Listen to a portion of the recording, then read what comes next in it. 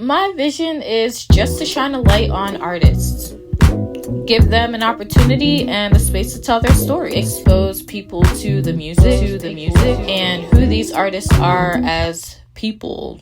Just looking to introduce artists to audiences and audiences to artists. This is for them. This is for us.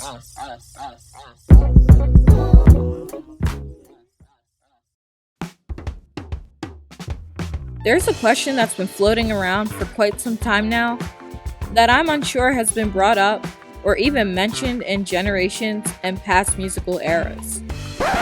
Is R&B dead? Many times you'll hear older hip-hop fans question the scope of that genre as time moves on. But as far as R&B goes, I don't remember there ever being a time when producers, writers, artists, and fans have had this extensive of a conversation about it. R&B is dead as of right now. It's clear. 80s R&B doesn't sound like 90s. 90s R&B doesn't sound like the 2000s. And I can even go as far as to say 2000s R&B and 2010s R&B even sound different. So what are these claims based on? Lyrics? Features? Collabs? I don't know. I'm not 100% sure, and I belong to the R&B is alive and well camp. It may not sound like the R&B of 1996 or 1980, but it's here and it's thriving.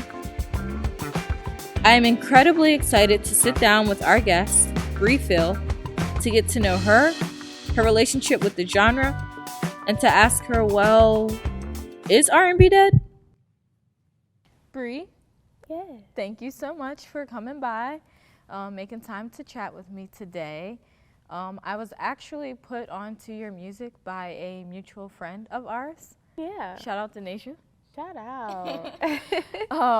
So I was super excited. Like when I tapped into your music, I was like, this is my vibe. Like this is exactly what I like. This is the kind of music that I rock with. So I was very excited to sit down and speak with you today. I love to hear it. So it appears that you do quite a few things. You songwrite.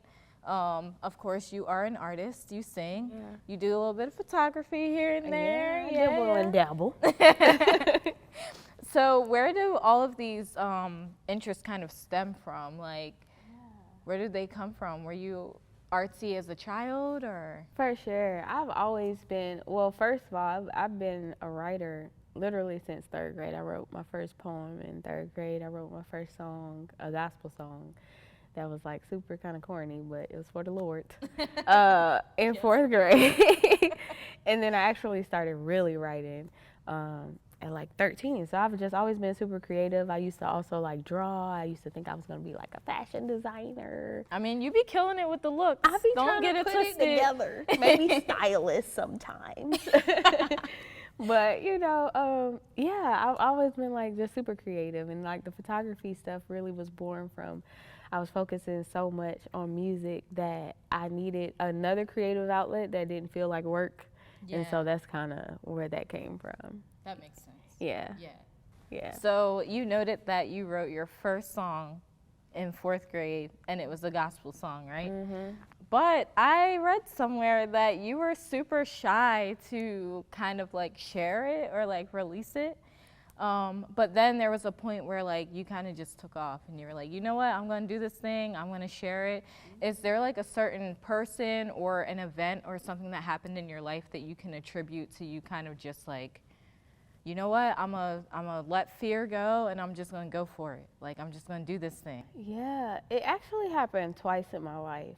So, like I was writing a lot of stuff and I was kind of coming out of my shell around like 8th grade, and because there was like another girl who would sing with me, and so it was easy because it was like, okay, I have somebody else that's like interested in this. Right. But then around like 18, 19, I didn't meet them. I knew some guys from my hometown. I'm from Columbus, Georgia, and they really like just backed what I had going on. They were like, Bri, you're dope. You need to be like really doing this. Yeah. And so under another artist name, which I will not say because I hope no one ever finds that music. I kind of want to know now. I'm going to be digging. I want you to know that. Y'all going to have to work for it because over my dead body. It's like, it was a whole different sound and a whole different Bri. Okay. But yeah, they like put money behind my project and everything. So that was my first like major release. And then like life kind of did its thing. And then when I'm always big on timing because my best friend now, we actually went to the same high school and we didn't know each other then. Okay. But someone else, a mutual friend, paired us together to work on a song. And she was like, you know, we worked on the song and we was like, should we be a group? Like, is that what we're doing? And she really kind of like pushed me back into music and inspired me to like really pursue it again. And I've been going ever since. Yeah, that is so dope. Yeah. Listen, sometimes like you need those people because like there's something that's brewing inside of us, right? And all it takes is for someone to kind of affirm, you know, what we're doing and to tell us that we are dope. Yeah. Or to put, you know, some stake behind it. So yeah. So shout out to Phil Jazz because Hey. I would not be Bri Feel without Phil Jazz. That is so dope. So, Bri Feel and Phil Jazz. yeah. I love that. I love that. Yeah. So assuming that the first song that you ever wrote was a gospel song, I would imagine that the genre has had some kind of impact on you growing up or, you know, in your musical journey. So what impact has, you know, the gospel music played into who you are as an artist today, your sound, your music? Oh, a huge one. Like a huge one. I mean, I definitely grew up in the church and I mean, my mom is still like heavy in the church and I'm of course in the church, not necessarily operating as a vocalist, but I volunteer and all of that. So it's like it's always played a huge part. And so that was my first opportunity to even perform because you think about like church and being able to do like the Easter like show where somebody's Jesus and somebody's like a lamb or all this other stuff. I think I was like a lamb, but but you know, these were my first opportunities to be in front of people. And so, and even speaking opportunities. And so it really helped to build my confidence. And then musically, that first song that I wrote, being a gospel song, is carried with me just my inspiration drawing from gospel music. So it's a lot of passion, it's a lot of feeling in gospel music, and it's a lot of feeling in my music. Like it's all about emotions, it's all about conviction, it's all about creating something that's relatable and inspiring. Yeah. That is so dope because I was just recently, I was watching an interview with PJ Morton and he was saying how it's almost impossible for him to separate the two genres. Like it's almost impossible for him to separate R&B and gospel, and I wanted to know what your thoughts on that were. Ooh, that's a good one. So for me, because of the kind of writer I am, and I write across like all genres, it's a little bit easier for me to separate and really like dive into a specific sound. But sometimes some of my favorite songs that I write, they have those hints of like either whether it's a texture thing that I kind of drew from something that was gospel. It's always some little sprinkles of inspiration like in there. But you know, I can write some country. I can write some pop music. Like I can do it all. So I can definitely. PJ just got so much soul. I don't find that surprising at all. But I dibble dabble. So I can do a little bit better with the separation. Okay. Yeah. Did you ever at one point feel like there was a tug between the two, like gospel and R&B, and then what made you like fully want to immerse in the R&B spectrum or side? I feel like sometimes I still feel like there's a tug, just because I feel like there's so much broken music out. Like there's so much. Like it's easy for me even to write from a place of pain. It would be nice to just write something that is uplifting and like, you know, I find a lot of, and I seek out, because gospel music can be written from places of pain too. Absolutely. For sure. But it's like, you know, I seek out those inspirational type of songs. And so sometimes I'm sitting there and I'm like, okay, well, maybe I should. And I think it's more so, I think there's a tug because we have this idea that you have to abide by a genre. But so I guess as of recently, it's less of a tug because I know if I want to write a gospel song and I want to include it on an R&B album, I'm gonna do that. It's plenty of other people like blending the genres, so it's like, okay, well if they can do it, I can too. Yeah. Yeah. I miss the days, honestly, when like you would get to the end of an R&B album and there would be a gospel song like Destiny's Child was good for it. Yes. Known for They it. were so good for it. Like a couple other artists, you know, that I can think of, like when you would get to the end of the album, like clearly like this is the gospel track. So. I love that. A little praise and worship at the end. Exactly. I mean, you gotta thank God for how, you know, how far he's brought you, right? You gotta bless the album. Make sure it do well, Lord. Do well and prosper. Hello. So there is a saying / phrase, if you will, and you can clarify for me if you call it something different, that you kind of use with like your fans and your followers on your music journey. And it's, you know, the field trip is, you know, that's what I see a lot of times when it comes to your music. You're like, I want y'all to experience the field trip. Yeah. So can you explain what that is for people who are like new and who are on board and, you know, getting, after this interview, hopefully, getting acclimated with your music and things like that? Yeah, so the field trip is a couple things. Okay. So the field trip was birthed when me and Feel Jazz released our initial project. And so with us being Feel, we were playing on words with a lot of stuff. And so at one point, the band that was backing us was the field trip. Okay. But since then, the field trip has continued to kind of follow me as just like setting the tone for what the expectation is when it comes to me and my music. Okay. So it's going to be a journey. It's going to be some stuff that's happy. It's going to be some stuff that's sad. Like it's going to be some stuff that's, you know, pulling from all these various emotions. I feel like, and I always preface this at shows, it's like, I want you to come on this field trip with me because there's so many people who are adamant about not feeling. Like, everybody wants to be numb. Everybody is like a numb savage. Cool, like, too cool. We ain't on that. We ain't on that. And it's like, y'all, it's okay. It's okay to feel something. And if you don't feel nothing else any other time, like, you gonna feel something right now. So that's what we doing. Come aboard. Like, I'm taking a head count. Everybody coming on the field trip. Let's ride. I love that. I definitely love that because you're right. Like the cool thing to do is to just be like, I'm cool, I'm fine. It's like, it's fine. Like, it's fine if you have emotions. It's fine if you have feelings. Yes, like let those things run its course. Exactly. We all have moments of insecurity. Everybody is not feeling their best like a baddie all the time. Like, we all like seek love. You know, people pretend like they don't want love or all these other things. It's like, we feel these things. We're all vulnerable at times. Like, we feel these things, and it's okay to endorse that because I think people secretly do feel them, but they don't like to endorse it. And, and it's like, no, we're not doing that. Yeah. We're going to talk about it. Yeah. Like, name what you're feeling. And hello. Yeah, let's roll with it. Let's normalize it. Yes, I love that. Especially as someone who's like a mental health advocate. Like, that's everything. Yeah. I'm all for talking about and talking through mental health because I've had my own like highs and lows, and so I think it's important to embrace how human we all are and sharing that experience together. For sure. Yeah. So you have been pretty transparent in noting, like, through your musical journey, there have been ups and downs, right? Oh, yeah.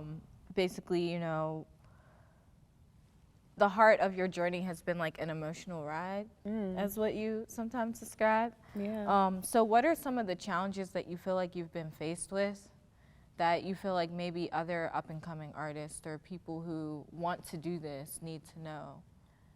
On a more general level, life be lifing. Like, I'm a mom. Like, I'm a graduate.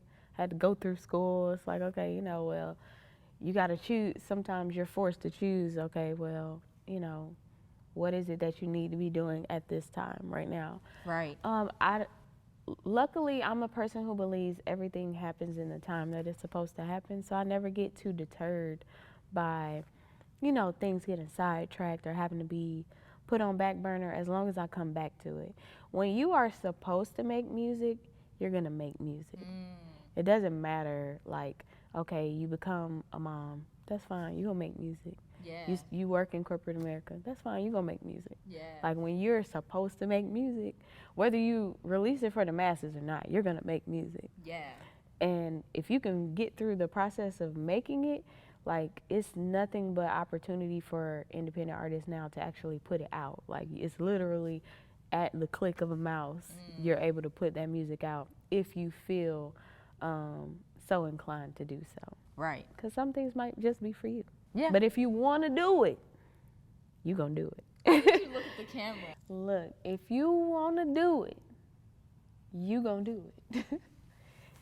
That really is. That's that on that. Like, yeah. If you want to do it, you gonna do it. So, like, that's my answer on, like, the more general level. And then I also have to just speak for myself personally as a woman in music, it as an additional layer. Okay. So those highs and lows can also be influenced by the fact that it's such a male-dominated industry. And so figuring out how to navigate that is interesting, and it can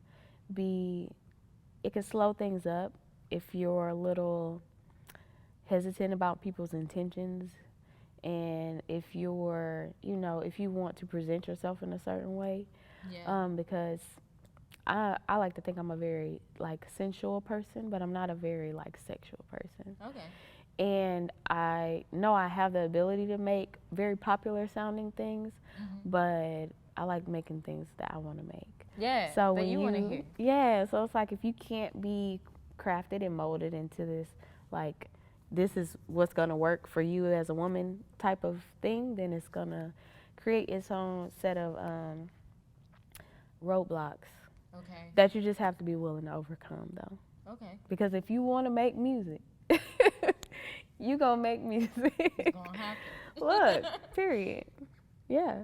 And so, yeah, that's been my experience, and it's been a great one. Yeah. I feel like I'm making what I'm supposed to make when I'm supposed to make it. Good. So right now is whatever I'm doing is what's supposed to be coming out. Okay. How it's supposed to be coming out. Hey. Heavy on the how. Exactly. Well, I was gonna ask you on the flip side, like, what are some of the things that, like, you felt rewarded by, like, by doing this, by taking this journey? Oh my gosh, just literally any interaction. Okay. Like, I'm an extroverted introvert, so I'm not pressed to be around people. Yeah. But when I get the opportunity to, like, go and perform, and people come up and say, I can tell you was feeling it on Drowning, like, and that really touched me, or something like that. Like, those are the most rewarding experiences. Even the random, like, I'll get random DMs from people, like, in a whole other countries, Korea, and all kinds of places. And it's like, oh, I'm in Australia, I heard your song in an H&M. And it's like what? Who's playing it at an H&M? In Australia? Tell them I said, thank you, shout it. Exactly. Like, it's like, you know, being able to know that my words are being heard in places that I haven't even been to. You can't beat that. That's incredible. Yeah, I don't even know what that feeling would, like, invoke, you know? Oh my gosh, it's just like, as someone who didn't always feel like supported, or like I would be able to do this because I was shy, and because I don't come from, like, a super creative family. It's way more traditional expectations. My dad was like, sometimes he's still like, it's not too late for you to go into the military. But, like, and I guess that's another thing. Like, my dad was like, yeah, I sent your music to some of my coworkers. When he told me that, oh wow, that's a W. That's a it's W. Like, oh, I'm gonna be doing this the rest of my life. Yes. Because my daddy out here finally listening to my music. Not only listening, but putting other people on. And putting people on. I'm like, what? Okay, cool. Because he's always supported, but he ain't always been, like, in it. Yeah. Like, you know, it's like people support out just off GP because you're supposed to. Yeah. But when he actually doubled back and listened to some stuff he hadn't heard and was like, yeah, this is good. I sent it to my coworkers. I was like, y'all can't tell me nothing. Bump your BET Awards, bump your Grammys. Right, my daddy said. My daddy said.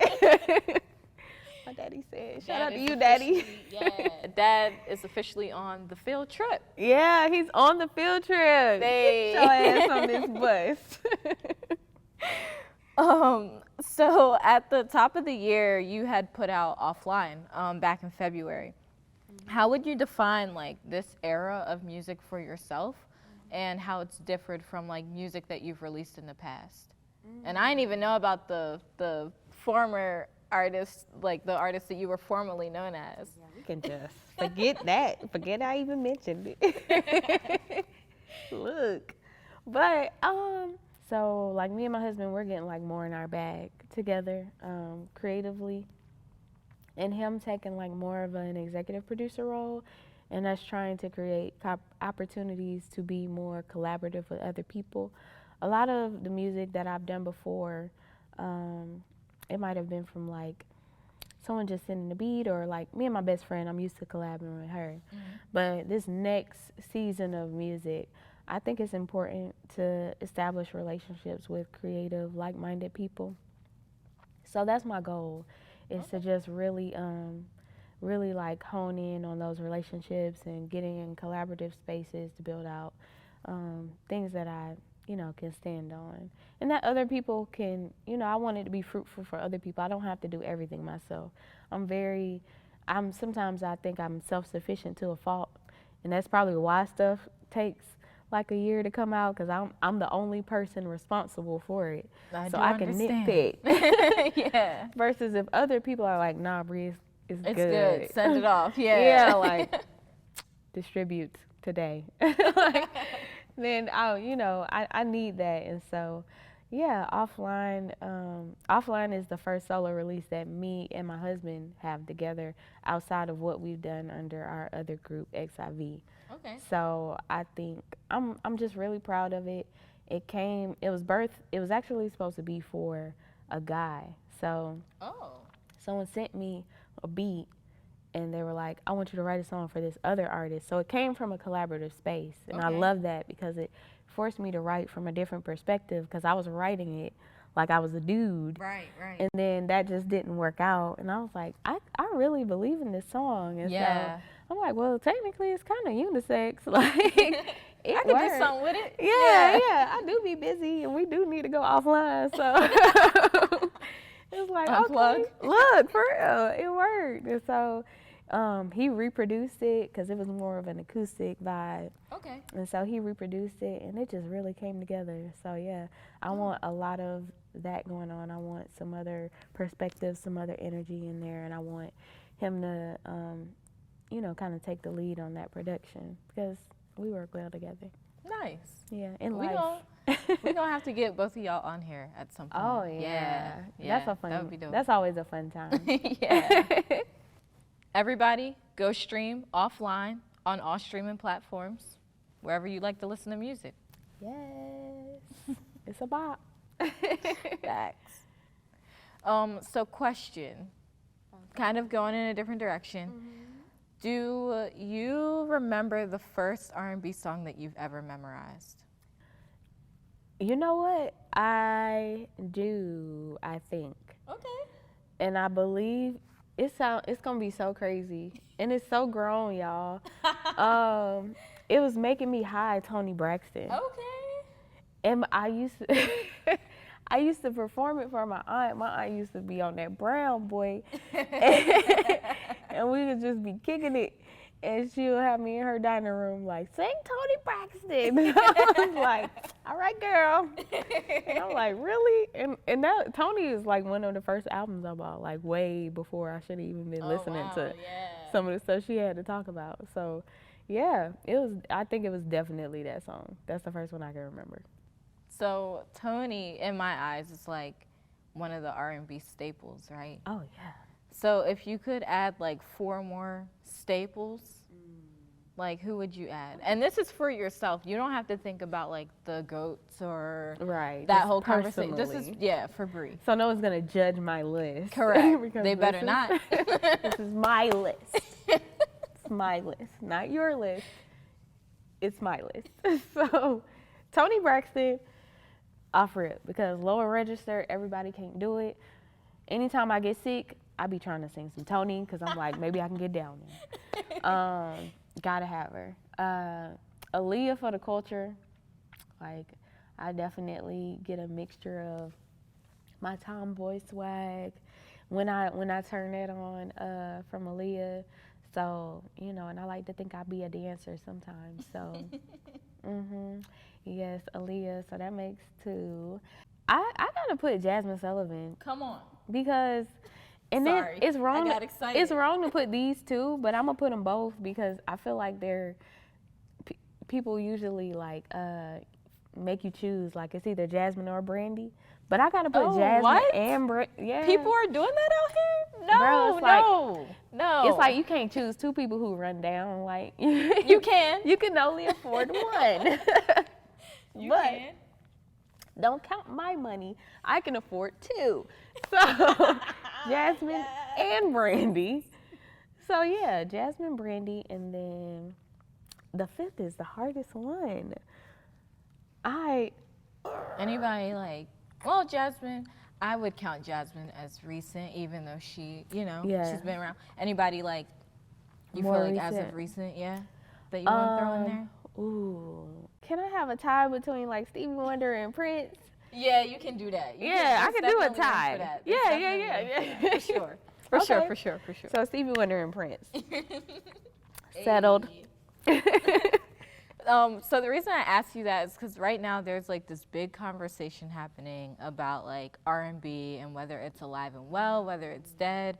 And I'm like, I don't ever remember years past like this kind of conversation happening. I know like in hip hop a lot of times, like in rap music, like, you know, older folks are like, oh, the younger folks are they trash. say that every 5 years. Exactly. But I'm like, where is this like R&B is dead thing coming from? Because I'm in the camp like it's alive and well. Y'all just ain't looking or listening. But I want to know your thoughts on it. Like, where do you think this comes from or where it stems from? Well, first of all, it's live, baby. We live, baby. Say that. We live. I think it comes from expectations because nostalgia feels good. So R&B has, you know, and rap is the same way. It creates these moments in time where you remember what you were doing when you were doing it and all this other stuff. But it's like, okay, well, you can't necessarily, like, okay, if I was thinking about rap, it's like a hip hop, a hippie. Like, you can't necessarily, like, say that's any less, like, kind of goofy than, like, some of the mumble rap you hear. That's like, fair. there's been demonstrations of both within all points in time. Like, there's always been soft singers, and that's a big thing with R&B. People will say that a lot about R&B now because, you know, they say not enough of the singers are growing up in the church. They're not big voices, and so it's like, because they're not big voices, it's like, oh no, those aren't singers, and people are used to singers, and so it's like, which is funny because those people still exist. Like, you have the Jasmines, and you have the Lucky Days, and you have all these other, you know, soulful people who are like newer artists. You got people who can run down and around. Right. I think when you combine some of the softer voices with the change in production styles, though, that's what really kind of throws people off. But there's always like, what is Janet Jackson? Like, she is a soft voice. A soft singer, and she's a goat. And she's a goat. So it's like, is the music good? Like, right. Is it good? It might feel different. That's because this is 2022. Exactly. Like, everything feels different. Look, bank accounts be hitting different. It's inflation. Everything hitting different. Gas prices hitting different. Gas prices feel different. Look, my back feel different than it did 10 years ago. However, Still feel good most days. Golly. So it's like, is it good? It's different, but is it good? That's a fair question. And that's where I'm at with it. I think R&B is alive and well. I think it's a lot of good R&B. My top 5, of course, is gonna have a lot of nostalgia in it because, like I was saying, nostalgia feels good. Like Brandy music is gonna feel good when I'm 88. Yeah. Because it takes me back to like my roots, my beginnings, like a simpler time. But Cleo Soul is a newer artist, and Cleo Soul music is gonna feel good when I'm 88 too. Everybody knows. But yes. Like that's always gonna feel good. So with Cleo, I kind of want to flip it, right? I had you give me like your top 5 greats for R&B. Yeah. Who are like newer people that you feel like may not be on people's radars or they're just missing? Like if you could give 5 of those people, like y'all can't say R&B is dead because these people are out here making music, releasing it like today. And you can use Cleo as your first choice if you want. Yeah, Cleo is definitely my first choice, a top choice. So yeah, Cleo Soul for sure. Lucky Day. Oh, Lucky. Oh, Lucky. Man, because it's so inspiring because he's like in his 30s. Exactly. And I'm always having that conversation with people. It's like, y'all, if you gonna do music, you gonna do it. It's like, if you supposed to, you gonna do it. It's gonna happen. Because he's like 36, I think. Yeah, he's out here like killing it and doing his little dances and all that with his shirt all open. I'm not mad at it. So yeah, I'm rooting for Lucky, as many people are. And so let's see, we got Cleo, we got Lucky. I like some vibier stuff.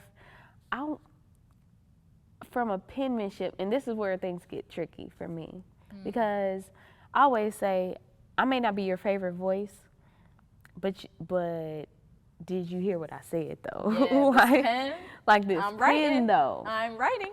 I don't even have to sing it, as long as I'm writing it, because I got something to say. And so when it comes to like that, it's some nice writing out there. And so like Mariah the Scientist is, I like her writing. It's an interesting approach. But but it's dope, man. It got, everything has a time and a place. So you got to think about, when am I supposed to listen to this? You know, that's a late night ride around downtown. That's Mariah the Scientist. So, of course, I love like Tiana Taylor. I guess she could be considered new. Yeah, you could throw her in there. Yeah, Tiana is one of my favorite voices, for real. I was just listening to her first project on my way up here. Not the Google Me Baby, but the the one under Good Music, like with the VII, whatever. So yeah, Tiana Taylor is like a favorite. She just makes, when she come through, she come through. I want to say Kalani just because I was just listening to her most recent project. Okay. And I kind of fell off the Kalani train for a minute just because, and I never fault artists for when I'm not messing with their music, because I know people are going to receive things differently at different times in their life. So like, I'm a huge Summer Walker fan. I guess I should have threw Summer on there. I love Summer acoustically though. Yeah. Because that's where I'm at in my life. Like I love her approaches when she's there. When it's like something super auto-tuned out or blah, blah, blah. It doesn't resonate as much with me, or if it's like, these men ain't no good. I'm like, I can't relate to that. I have a great husband. Yeah. I'm so sorry. See, I'm opposite. I'm like, I have a great husband, but yeah, we're going to talk about how trash this man is. Like, some days, you know, it do hit in the car, especially. Yeah. Or when you getting ready, it's like, if my nails done, Summer Walker gonna always hit when my nails done, because I get to do this a lot. But it's like, I always keep in mind that certain things are gonna resonate different for me in the setting and in the time frame in which I'm listening to it. Yeah, that's fair. So yeah, but I just gave you 6, I think. So yeah. You did. Take it. So y'all got a bonus. I got 2 bonuses. Because I got a bonus on the last one, bonus on this one. We bend the rules for Bri. Yay, bend the rule breezy. So when people stop by the show, I like to play a game with them. Oh, Lord. And for yours, I kind of did a little bit of research on like things that or people you may have been listening to. I don't want to say too much though, because I don't want to give anything away. But we're going to play a game called the Whisper Challenge. Oh my gosh. And pretty much what's going to happen is you're going to put on noise canceling headphones, and I'm going to whisper a song title to you, and you have to figure out like what the heck I'm saying. Oh my God. It'll be good. It'll be good. I'm terrified. Especially because I pulled like a couple of these people from your playlist. Oh my God. So hopefully. Hopefully I actually know what's on my playlist. All right. Ooh. So I'm going to grab the headphones. So now that Bri has the headphones on, I am going to give her 5 titles of R&B songs. I threw her off because right now she's listening to a pop playlist. But I'm going to give her 5 R&B songs, and she's going to have to try to guess what these songs are based off of what I'm whispering to her. So let's go.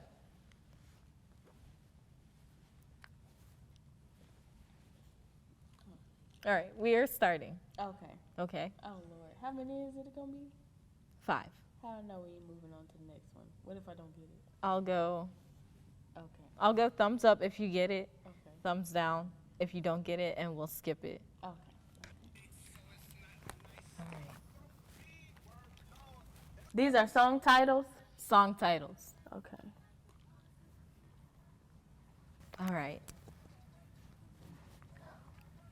All that I can say.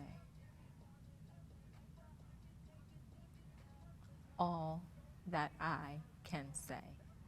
All that I can say. Oh my gosh. That's one of my favorite songs. All right, next one. Oh, I didn't put Mary on my list. I'm sorry, Mary. Auntie Mary.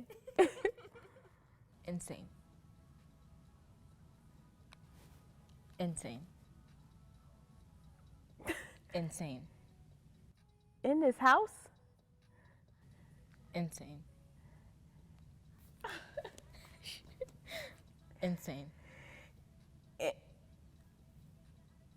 One more time. Insane. Inside? Insane. Insane. Yes. All right, you 2 for 2. Softly. Softly? Yeah. Oh. Amber Mark be vibing. She kind of pop, but R&B too. Yeah. I love her. Yes. All right. Right. Right. Rain? Right. Free? Right. Right. Bri Feel? Yeah.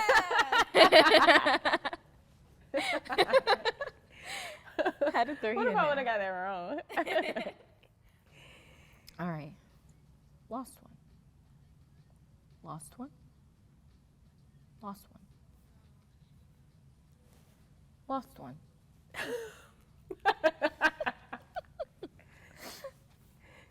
Lost one. Lost one? You don't want to know what I think you said. I swear it looked like you were saying Lunchable. I know that ain't it. No. All right. Lost one. Lost one. Yes. Oh, Jasmine Sullivan. Not Lunchables, girl. I must be hungry. Oh, shoot. All right, you can take them off. We done? Yeah. You did great. Was I so loud? I feel Is the like I music was still so playing? loud. No, you weren't. You weren't that loud. You know how when people try to they say most of it behind their mouth, like they try to move their mouth minimally? I thought you was trying to get me. No. Not this time. Not this time. You was on my side. Thank you for playing the game. Thank you. I hope you have fun with it. That was fun. Good. I'm glad that you. Yeah, I you was liked scared it. now. You I did was great. scared. You did great. You did really good. Thank you. Thank you. For people who admire you or who, follow your journey or are invested in your work, what message, if any, and I think you kind of already hit on this, like what message do you hope to communicate through your music to those people?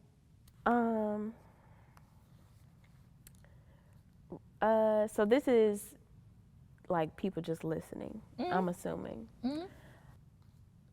Do what feels good. Yeah.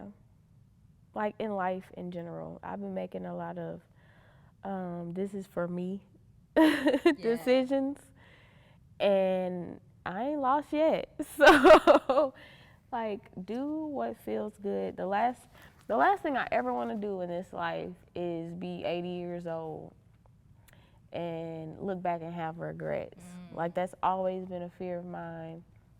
I only want to be surrounded by people who are positioned to do that and bring that energy around me. Yeah. Like that's how anti that I am. Yeah. So do what feels good, do what makes you happy, serve yourself because you deserve it, and allow yourself to feel because you deserve that as well. Yeah, for sure. That's so good. I love it. And then one last question, kind of like a loophole, but you know, we talked a lot about like R&B and gospel and things like that today. So if there was like one artist or one song on your playlist that people would be thrown to know like you rock heavy with, like who would it be? Oh my gosh, that I rock heavy with? Yeah, and they'd be like, Bri's listening. Like if you were like, Alexa, play so and so, and it came on, they'd be like, am I in Bri's house? Like what is happening right now? Yeah, Linkin Park. Hey, okay.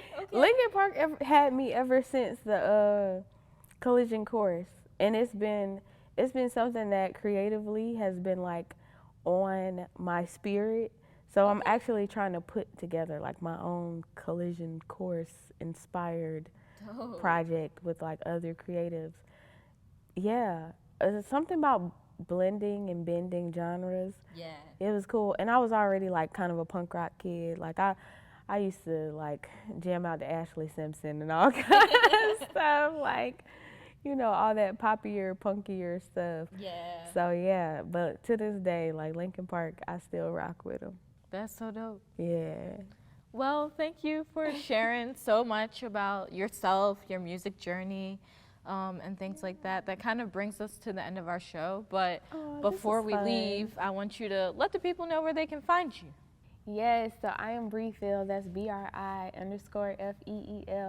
Yes, that's Feel because I want you to feel where I'm coming from, and I want you to go on this field trip with me.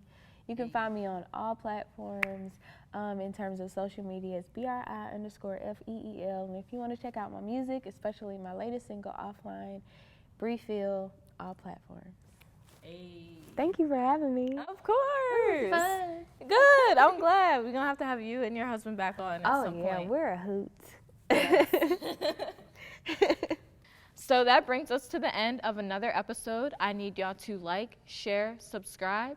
And that was Giving Up the Tapes with Bri Feel.